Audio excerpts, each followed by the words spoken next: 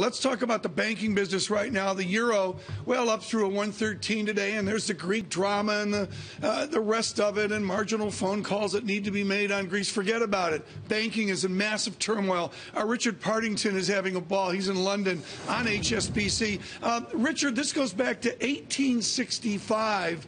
Yet we see Deutsche Bank and now HSBC, JP Morgan a few weeks ago. Do you just assume every bank is going to eliminate 10% of the bodies? That could quite be a possibility, Tom.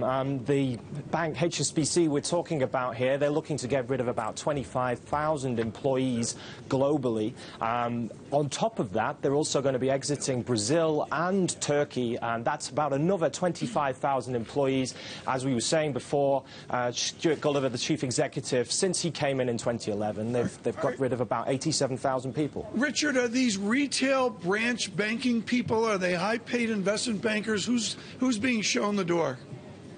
There's a mixture here. I think it's mainly the back office, as they call it, the support staff, the people working in IT and infrastructure. There are definitely some people in the front of line in the retail banking business, perhaps not so much so the investment bank. That is an area that is, you know, they are winding down some parts of it, but they still want to focus on that. It's a big area for HSBC. Richard, let's take an anecdote and turn it into a trend. A couple European banks restructuring, BNP Paribas, Barclays, Deutsche Bank. Is there any consistency to the lines of business that they're exiting and cleaning up? There is, certainly. I mean, there's higher capital requirements on the credit sides of these businesses. There is much more intensive capital that they must hold against credit assets. So you're seeing that come out in many of the investment banks. These, you were talking about there, Barclays doing exactly that. Deutsche Bank, the same to an extent. The back office, again, that's an area where they've got a lot of employees. They're doing that across the board. Let's go to London, Richard, very quickly. The British banks, will you see the same cost-cutting from them, from Barclays, from RBS and the rest?